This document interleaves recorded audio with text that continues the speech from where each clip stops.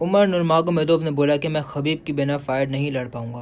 Hello दोस्तों, कैसे हैं आप सब लोग। मुझे पूरी उम्मीद है कि आप लोग होंगे खैरियत से। तो गाइस, उमर नुरमागोमेदोव जो कि खबीब के कज़न हैं और उस्मान नुरमागोमेदोव के भाई हैं, उन्होंने अभी 14 जनवरी को अपनी लास्ट फाइट जीती है और उस फाइट के अंदर उन्होंने राउनी बार्सिलोस को केओ किया है। और उसके बाद उनका एक इंटरव्यू हुआ है ESPN की तरफ से, तो हम आपको वो इंटरव्यू सुनाएंगे कि उन्होंने क्या बोला। उमर नुरमागोमेदोव एक अनडिफीटेड फाइटर हैं UFC के, और उनका रिकॉर्ड भी अनडिफीटेड है। वो 16 फाइटर लड़े हैं और वो 16 फाइटर जीत चुके हैं। आप लोगों को पता है कि खबीब की जो पूरी फैमिली है, खबीब के कज़न्स और इस्लाम मकाचिव उनके भाई, ये सारे के सारे अनडिफीटेड फाइटर्स हैं और हर कोई चैम्पियन बनता जा रहा है। तो चलिए गाइस, इंटरव्यू स्टार्ट करते हैं। पहला सवाल रिपोर्टर करते हैं उमर नुरमागोमेदोव से। वो बोलते हैं कि आपने जिस तरीके से उसको नॉकआउट किया वो बहुत ज़्यादा क्रेज़ी था और मेरे पास और मेरे फ़ोन के अंदर वो वीडियो अभी भी मौजूद है। मुझे ये बताएं कि आप अपनी टीम से पूछ रहे थे कि मैंने उस फाइटर को किस तरीके से नॉकआउट किया। तो आप ये सवाल अपनी टीम से क्यों पूछ रहे थे? क्या आपको पता नहीं था कि आपने उसको कैसे नॉकआउट किया है? उमर नुरमागोमेदोव इसका जवाब देते हैं, ऐसी बात नहीं है। मैंने अपनी टीम से पूछा था कि फ़ाइट किस तरीके से जा रही है, क्या मैं फ़ाइट जीत रहा था या फिर मैं उसके अंदर गलतियाँ कर रहा था, क्योंकि मुझे अपनी फ़ाइट देखनी पड़ती है और अपने दोस्तों से पूछना पड़ता है ताकि मैं अपनी गलतियों से सीख सकूं। फ़ाइट के बाद मुझे पता नहीं चला था कि मैंने उसको किस तरीके से नॉकआउट किया है, मगर जब मैंने बाद में वीडियोस देखी जो लोगों ने पोस्ट करी थी, वो देखने के बाद मुझे पता चला कि अच्छा हाँ, मैंने इस तरीके से उसको नॉकआउट किया है। दूसरा सवाल रिपोर्टर करते हैं कि उमर, आप एक लेग के ऊपर ये फाइट लड़ रहे थे क्योंकि उमर की लेग पे काफ़ी चोट लगी थी इस फाइट के अंदर, तो आपने एक लेग यूज़ करते हुए कैसे अपने ओपोनेंट को नॉकआउट कर दिया और इतनी सारी पावर कैसे जनरेट करी?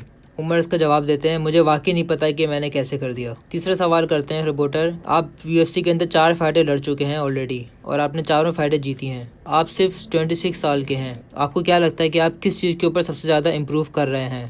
उमर इसका जवाब देते हैं, मैं मेहनत करता रहूँगा और मैं इम्प्रूव करता रहूँगा, क्योंकि आप कभी भी परफेक्ट नहीं हो सकते। आपको हमेशा इम्प्रूव करना पड़ता है। वक्त के साथ साथ आपका जो भी प्रोफेशन हो, आप कभी भी परफेक्ट नहीं हो सकते। कोई डॉक्टर हो या इंजीनियर हो, वो भी कभी परफेक्ट नहीं हो सकता। आपको इम्प्रूव करना पड़ता है और प्रैक्टिस करनी पड़ती है। मैं भी ऐसा ही हूँ। चाहे स्ट्राइकिंग हो चाहे ग्रैपलिंग हो, मैं हर जगह इम्प्रूव करने की कोशिश करता हूँ। चौथा सवाल करते हैं रिपोर्टर, क्या आपने अपने कोच खबीब नुरमागोमेदोव से बात करी? उमर इसका जवाब देते हैं, हाँ, मैंने बात करी खबीब से इस फाइट के बाद, लेकिन बहुत कम बात हुई थी हमारी। लेकिन जब मैं अपने मुल्क वापसी जाऊंगा तो मैं वहाँ जाके उससे ज़रूर बात करूंगा। रिपोर्टर एक और सवाल करते हैं, क्या आपको इससे फ़र्क पड़ता है कि खबीब अब आपके कॉर्नर में नहीं है क्योंकि उन्होंने MMA की दुनिया से अपने आप को पीछे कर लिया है? उमर जवाब देते हैं, हाँ बिल्कुल, मुझे इससे बहुत फ़र्क पड़ रहा है। जब वो पास होता था, मेरे कॉर्नर पे होता था, तो मुझे बहुत ज़्यादा कंफर्टेबल फील होता था। मुझे हमेशा इससे बहुत फ़र्क पड़ता है जब भी जो भी मुझे सपोर्ट करता है, जब वो मेरे पास हो, चाहे वो मेरी फैमिली हो या मेरा कोच हो या मेरे दोस्त हों। मगर ऐसी कोई बात नहीं है, मैं अभी भी ठीक हूँ। रिपोर्टर अगला सवाल करते हैं कि आपके ऊपर ज़्यादा प्रेशर आता था जब खबीब कॉर्नर पे होते थे आपके, क्योंकि वो बहुत ज़्यादा गुस्सा करते हैं और वो बहुत ज़्यादा एक्सपेक्टेशन रखते हैं अपने दोस्तों से। उमर बोलते हैं कि ऐसा नहीं है, जब वो नहीं होता तो मेरे ऊपर ज़्यादा प्रेशर होता है, लेकिन जब वो मेरे साथ होता था कॉर्नर पे तो लड़ना बहुत आसान हो जाता था। अगला सवाल करते हैं रिपोर्टर, इस फाइट के बाद डैना वाइट ने आपसे थोड़ी सी बात करी थी, तो उन्होंने आपसे क्या बात करी थी, इस बारे में बताएं। उमर जवाब देते हैं, उसने मुझे कंग्रेचुलेशंस बोला। उसने बोला कि हम फ्यूचर में देखेंगे। जब मैंने उससे अपनी अगली फ़ाइट का पूछा, क्योंकि अभी डैना वाइट को भी नहीं पता कि मेरी अगली फ़ाइट किससे होगी, क्योंकि मुझे लगता है कि मैं अभी भी चैम्पियन बन सकता हूँ अगर मेरी अभी चैम्पियनशिप की फ़ाइट करा दी जाए। अगला सवाल करते हैं रिपोर्टर, जब आपने फ़ाइट जीती थी तो आपने कॉल आउट किया था 135 LBS के फ़ाइटर्स को, तो इस बारे में डैना वाइट ने आपसे कोई बात नहीं करी? उमर बोलते हैं कि नहीं, डैना वाइट ने इस बारे में मुझसे कोई बात नहीं करी। इसने बस मुझे कंग्रेचुलेशन बोला और मेरी तारीफ़ करी।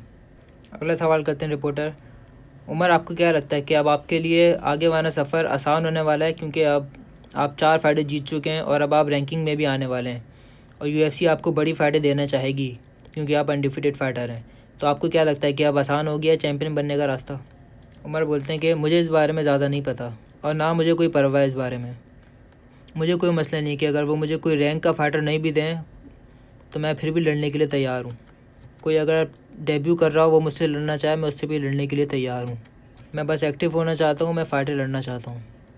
अगला सवाल करते हैं रिपोर्टर कि जब आप UFC की चैम्पियनशिप की फ़ाइट लड़ेंगे तो आपको क्या लगता है कि उस वक्त खबीब आपके कॉर्नर में आएंगे आपको सपोर्ट करने? उमर बोलते हैं कि मैं ज़रूर खबीब से इस बारे में बात करूँगा। मैं वादा नहीं कर सकता, मैं प्रॉमिस नहीं कर सकता, मगर मैं ज़रूर खबीब को बुलाऊँगा। अगला सवाल करते हैं रिपोर्टर, उमर नुरमागोमेदोव, आप ये बताएं कि आप ऑस्ट्रेलिया जाने वाले हैं इस्लाम मकाचिव और अलेक्जेंडर वोल्कानोव्स्की की फ़ाइट देखने?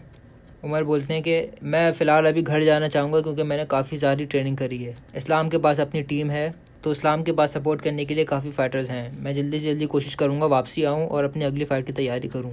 लास्ट क्वेश्चन करते हैं रिपोर्टर, आप उस्मान नुरमगोमेदोव के बड़े भाई हैं, तो आपको क्या लगता है कि आप ज़्यादा अच्छे फ़ाइटर हैं या फिर उस्मान नुरमगोमेदोव ज़्यादा अच्छे फ़ाइटर हैं? उमर नुरमगोमेदोव इसका जवाब देते हैं, ऑफ कोर्स उस्मान ज़्यादा अच्छा फ़ाइटर है। हर तरीके से वो मुझसे ज़्यादा अच्छा फ़ाइटर है। वो नंबर 1 फ़ाइटर है। वो मेरा भाई है, वो मुझसे ज़्यादा अच्छा क्यों नहीं होगा। तो गाइस, अगर हमारी वीडियो आपको पसंद आई है तो प्लीज़ चैनल को लाइक करें, शेयर करें और सब्सक्राइब ज़रूर करें। Thank you so much.